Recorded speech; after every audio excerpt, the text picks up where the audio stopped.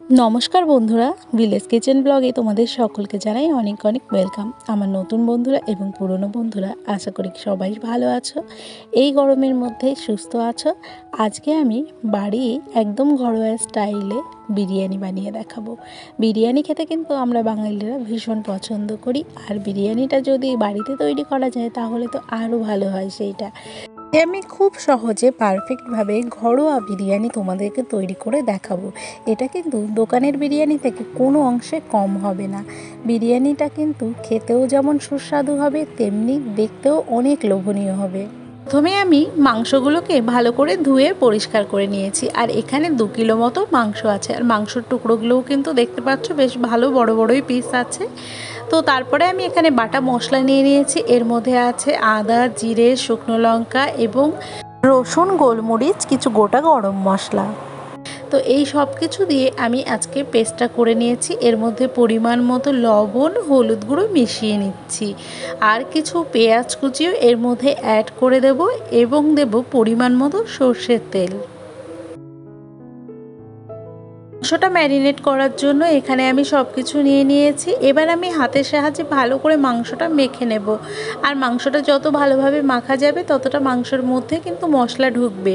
তো এইভাবে মাংসটা ভালো করে মেখে নেব। আর মাংসের পিসগুলো কিন্তু বেশ বড় বড়। তো এইভাবে করতে একটু অসুবিধা হচ্ছে পাত্রটা ছোট হওয়ার কারণে, কিন্তু এইভাবে ভালো করে মশলাটা আমি সব কিছুর সঙ্গে মিশিয়ে নিয়ে তারপরে কিছুক্ষণের জন্য ঢাকা দিয়ে দেব।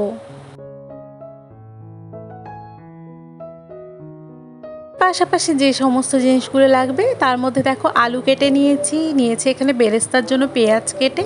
চালটা আমি 2 কিলো ভিজিয়েছি, দুটো পাত্রে আলাদা আলাদা করে। চালটা আমি 2 ঘন্টা মতো ভিজিয়ে রেখেছি। তোমরা যদি সময় পাও আরও কয়েক ঘন্টা ভিজিয়ে রাখবে।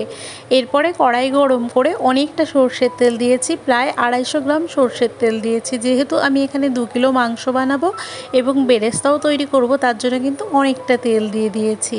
তো তেলটা ভালোভাবে গরম হয়ে এলে এর মধ্যে আমি পেঁয়াজগুলো দিয়ে দেব। বেরেস্তা বানানোর জন্য কিন্তু তেলটা বেশ হাই হিট রাখতে হবে, তারপরে একটু মিডিয়াম হিট দিতে হবে।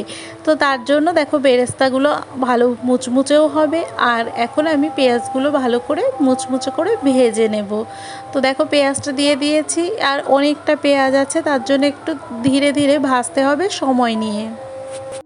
পেঁয়াজগুলো আমি লাল লাল করে ভেজে নিয়েছি। তো বেরেস্তার জন্য কিন্তু লাল লাল করে পেঁয়াজ ভেজে নিতে হবে এবং পেঁয়াজটা একটু মুচমুচে রাখতে হবে। তো দেখো পেঁয়াজগুলো আমি এখন তুলে নেব। সমস্ত পেঁয়াজের বেরেস্তাগুলো তুলে নেওয়ার পরে ওই তেলের মধ্যে আমি আলুগুলোকে ভেজে নেব। আলুগুলো কিন্তু আমি এইভাবে ভেজে, যেভাবে মাংস রান্না করে তার মধ্যে যেমনভাবে আলু দেয় সেইভাবেই দেব। তোমরা চাইলে আলাদা করে সিদ্ধ করেও নিতে পারো, কিন্তু এইভাবে করে নিলে, ভেজে নিলে আলুটা মনে হয় টেস্টটা বেশি সুন্দর হয়। আলুর মধ্যে সমস্ত মশলাগুলো সুন্দরভাবে ঢুকে যায়। তো এখানে আমি অল্প একটু লবণ দিয়ে দেবো আলুটা ভেজে নেওয়ার সময়, যাতে করে লবণগুলো আলুর মধ্যে ভালোভাবে প্রবেশ করে। তো এইভাবে আমি নাড়িয়ে চাড়িয়ে কিছুক্ষণের জন্য সমস্ত আলুগুলোকে ভেজে নেব। জন্য আলুগুলোকে ভেজে নিয়েছি। তো তারপরে এখন আমি আলুগুলো তুলে নেব।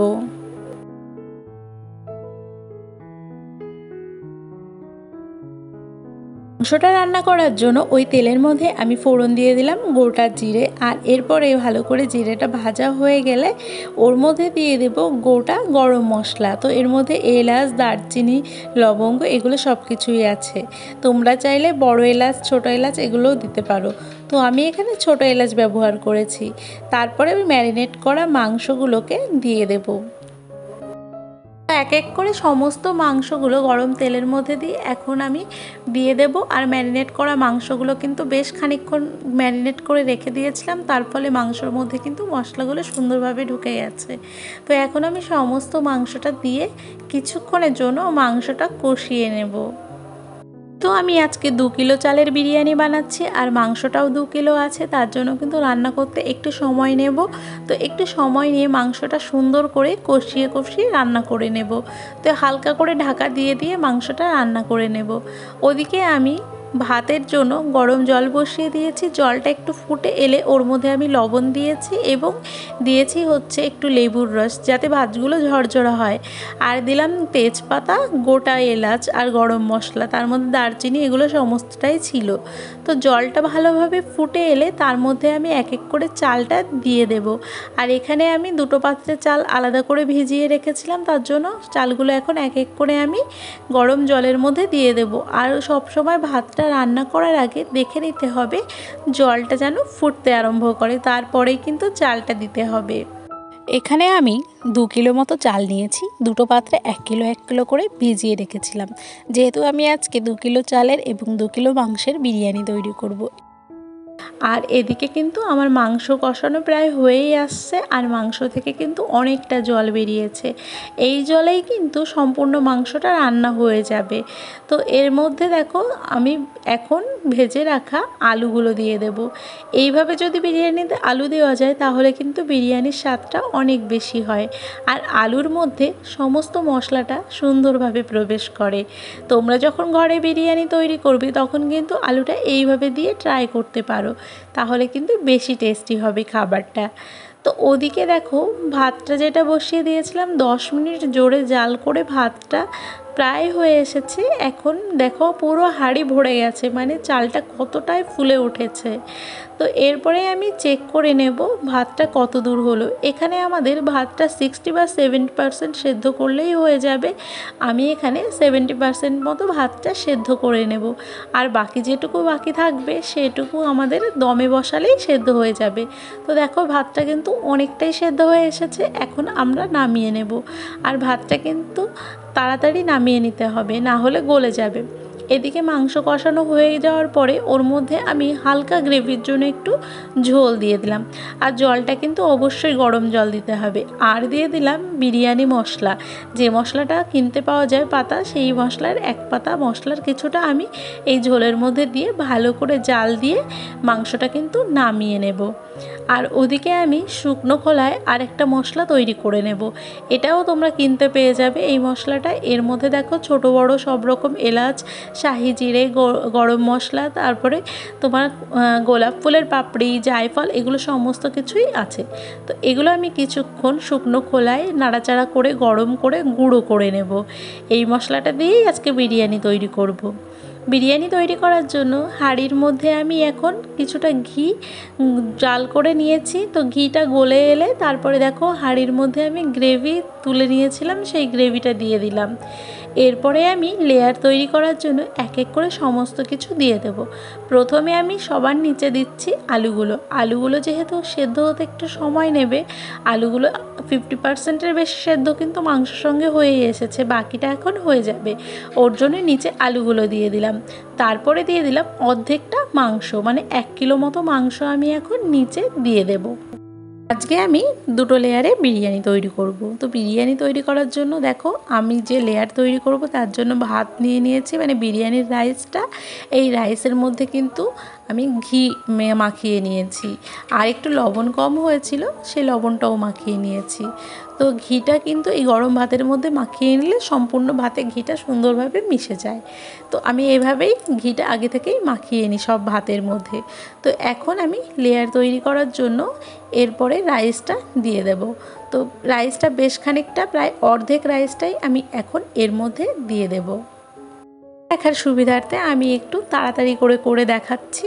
তো এরপরে দেখো ভাতটা প্রায় আমি দিয়ে দিয়েছি, আর অর্ধেক ভাতটাই আমার এখানে দেওয়া হয়ে গেল। ভাতটা দেওয়ার পরে এর উপরে আমি বেরেস্তা ছড়িয়ে দেব। তো এটা হচ্ছে আমার ফার্স্ট লেয়ার হচ্ছে, তো অর্ধেকটা বেরেস্তা এর উপরে ছড়িয়ে দেব। এরপরে দেব যে শুকনো খোলায় গুঁড়ো করে রাখা যে মশলাটা করেছিলাম সেই মশলাটা। তো এরপরে এই মশলাটা দিয়ে দেব ভালো করে চারিদিকে, আর এর মধ্যে দিয়ে দেব বাকি অর্ধেক মাংস যেটা সেটা। তো সম্পূর্ণ মাংসটা এখন এর মধ্যে দিয়ে দেব, আর সঙ্গে এর মধ্যে যে গ্রেভিটুকু আছে সেই গ্রেভিটুকুও কিন্তু দিয়ে দেব। এভাবে গ্রেভি দিয়েও কিন্তু বিরিয়ানিটা করে দেখবে, খুব ভালো লাগে। আর এর মধ্যে বাকি যে ভাতটুকু রয়েছে, মানে অর্ধেক রাইসটা রয়েছে, সেই রাইসটা এখন দিয়ে দেব। সব রাইস আমার প্রায় দিয়ে দেওয়া হয়ে গেছে। এর মধ্যে এবার লাস্ট লেয়ার, তার জন্য যেটুকু গুঁড়ো মশলা ছিল সেই মশলাটাও এর মধ্যে দিয়ে দিয়েছি, আর একটুখানি যে পাতার মশলাটা ছিল সেটা একটু দিয়ে দেব, আর এরপরে এর উপরে বেরেস্তাগুলো ছড়িয়ে দেব। বাকি যেটুকু বেরেস্তা আছে সবটুকুই কিন্তু এখন এর উপরে দিয়ে দেব। এটাই হচ্ছে লাস্ট লেয়ার। তো বেরেস্তাগুলো সুন্দর করে দেখো ছড়িয়ে দিয়েছি। এরপরে দিয়ে দেব 2 মুটকি গোলাপ জল আর 2 মুটকি মতো কেওড়া জল, দুটোই ভালোভাবে দিয়ে দেব। আর একটা মিশ্রণ আমি তৈরি করে রেখেছিলাম। 250 গ্রাম দুধের মধ্যে আমি একটুখানি ফুড কালার আর একটুখানি আতর দিয়েছিলাম, মানে মিঠা আতর। আর ফুড কালারটা কিন্তু আজকে আমি তোমাদেরকে দেখানোর জন্যই দিই, অন্যদিন কিন্তু আমি ইউজ করি না। আর এর মধ্যে এখন সবশেষে দিয়ে দেব একটু পুদিনা পাতা, আর ওপর থেকে হালকা করে একটু ঘি ছড়িয়ে দেবো।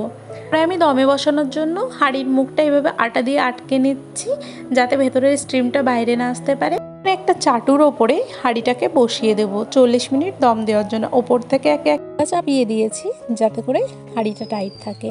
তো এরপরে দেখো 40 মিনিট দম দেওয়ার পরে আমি এটাকে নামিয়ে নিয়েছি, আর লো ফ্লেমে দম দিয়ে নিয়েছি 40 মিনিট। বিরিয়ানি একদম রেডি। রাইসগুলো কিন্তু একদম ঝরঝরে হয়েছে, একটাও একটার সঙ্গে লেগে যাচ্ছে না, আর কালারটা কত সুন্দর এসেছে। এভাবে পারফেক্টলি ঘরে কিন্তু বিরিয়ানি তৈরি করে সকলের মন জয় করে নিতে পারো। আর বিরিয়ানিটা সত্যি ভীষণ সুন্দর হয়েছে, এমন কেউ নেই যার পছন্দ হয়নি।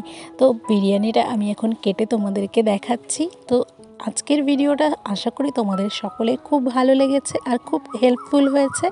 এরকম সুন্দর সুন্দর রেসিপি পেতে হলে আমার চ্যানেলটিকে কিন্তু সাবস্ক্রাইব করতে হবে। বিরিয়ানিটা আমি প্লেটিং করে নিচ্ছি, আর এত সুন্দর সুন্দর রান্না দেখার জন্য আমার চ্যানেলে নজর রাখতে হবে। আর কমেন্ট করে কিন্তু জানাতে ভুলবে না যে কেমন লাগলো তোমাদের আজকের আমার এই রেসিপিটা। তো ফিরে আসবো নতুন একটা ভিডিও নিয়ে। সকলে ভালো থাকবে, সুস্থ থাকবে।